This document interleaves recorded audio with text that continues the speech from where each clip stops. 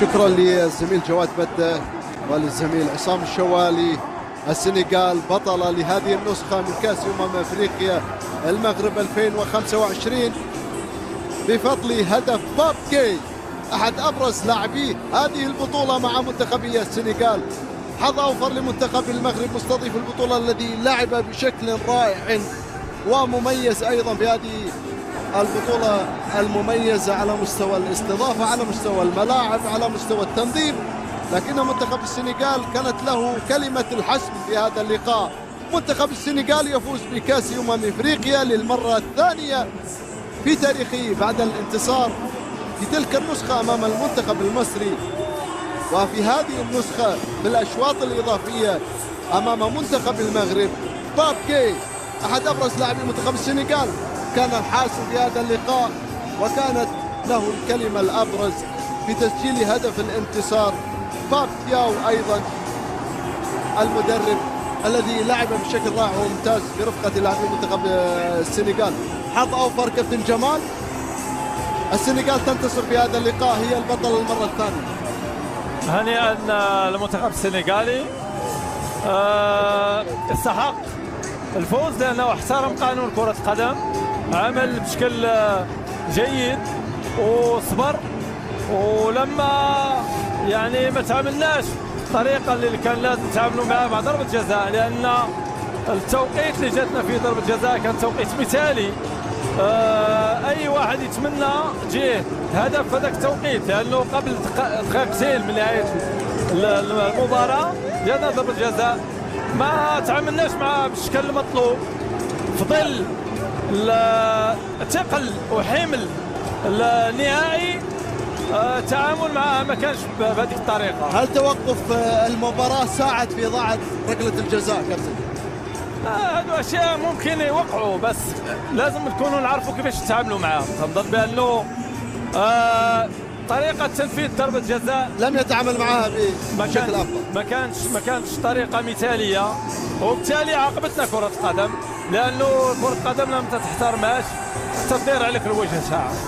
سيناريوهات كثيرة كابتن حاتم في هذا اللقاء. توقف المباراة، عدم الرضا من قبل منتخب السنغال في احتساب ركلة الجزاء، والعودة بعد تدخل كلود لوروا في مساعدة منتخب السنغال، العودة مرة أخرى. ماني بعد إعلان الاعتزال يساعد الفريق. لحظات تاريخية ولحظات أيضا ساعدت منتخب السنغال الفوز في هذه النسخة من هذه الكأس. أولا مبروك للمنتخب السنغالي الفوز بكأس أفريقيا، وهارد لك للمنتخب المغربي اللي في إجمالا قدم بطولة جيدة. أنا أرى أنه توقيت ركلة الجزاء كان مهم. السنغال أعتقد كانت على المستوى الذهني جاهزة أكثر، لأنه خروج والتهديد بالخروج من المباراة أكثر سلبا على المنتخب المغربي. باب كي هو رجل المباراة وهو يستحق، هو من أفضل اللاعبين حقيقة في البطولة، هذا أولا. ثانيا التهديد بالخروج كان من المفروض على المنتخب المغربي أن يبقى مركز على المباراة، ومن المفروض أن يذهب ويبقى في حالة نوعا ما المعد البدني يقوم بتسخين اللاعبين إلى غاية أن تحل المشكلة. يا أما المنتخب السنغالي سيغادر يا أما سيعود في المباراة. أنا أعتقد في لاعبين المنتخب المغربي ركزوا على المشكل وخرجوا من المباراة. ثانيا طريقة تسديد إبراهيم دياز أنا أراها فيها عدم يقول احترام المباراة. احنا نتكلموا عن مباراة نهائي، نتكلموا على أكثر أو ما يقارب 50 سنة. اللحظة الحاسمة، اللحظة الحاسمة. منتخب لم يحقق كأس أفريقيا، أنك تلعب بانينكا هذا التوقيت، يعني بعد تسجيل بانينكا ب10 ثواني أعلن عن نهاية الشوط أمام مندي حارس مميز أيضا. يعني لو سددها بقوة وضاعت اوكي، لو اختار أي طريقة أخرى وضاعت ركلة الجزاء لا يوجد إشكال. طريقة التسديد أنا أراها فيها عدم تعامل مع ركلة الجزاء بشكل جدي، وهذا إشكال. ثم منح فرصة، لأنك لما الشوط الثاني أضاع المنتخب المغربي أقل شيء فرصتين سريعتين للتسجيل، ثم تضيع ركلة الجزاء. أول فرصة مع ركلة الجزاء باب كي يسجل الهدف الأول. فهنا هذه قواعد كرة القدم، الجزئيات التي لابد أن تكون موجودة في منتخب المغرب. إضافة عن هذا، بعد التغييرات اللي قام بها وليد ركراكي وانتهاء التغييرات يتعرض لاعب للإصابة وظهر الإصابة بليغة. هذا هو باب كي أفضل لاعب في النهاية. لاعب ممتاز وانا احب ان اشكر ساديو ماني. نعم، دعونا نستمع لباب جاي افضل لاعب في المباراه النهائيه. كانت هذه مباراة معقدة من كل النواحي.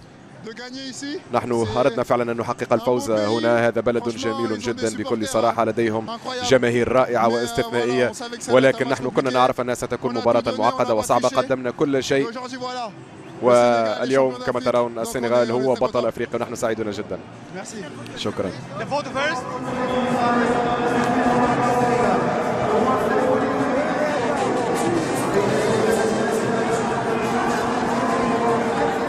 استمعنا لباب جاي، كمية مجهود بدني كبير، وعلى الصعيد الذهني تشعر بأن باب جاي مستعد تمام الاستعداد لهذه المباراة.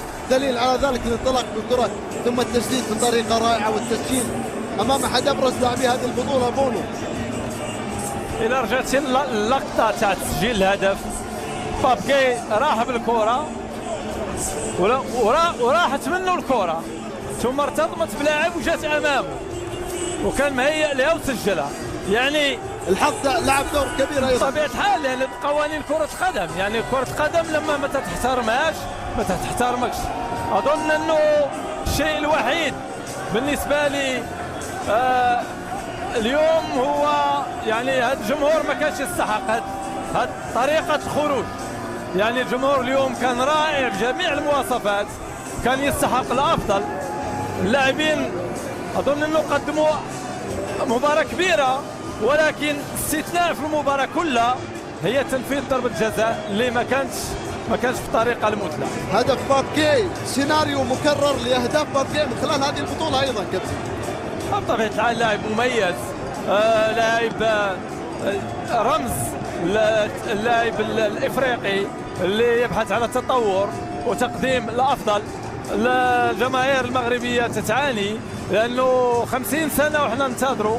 اليوم كانت فرصتنا، ولكن قدر الله ما شاء فعل. هذه كره قدم، لازم نتعلموا من الدروس، نتمنى ان شاء الله الافضل في المستقبل. عطاء وفر لمنتخب المغرب الذي سعى جاهدا للوصول الى المباراه النهائيه. مشاهد تاثر كبير لبونو في هذه الصور الخاصه لبين سبورتس.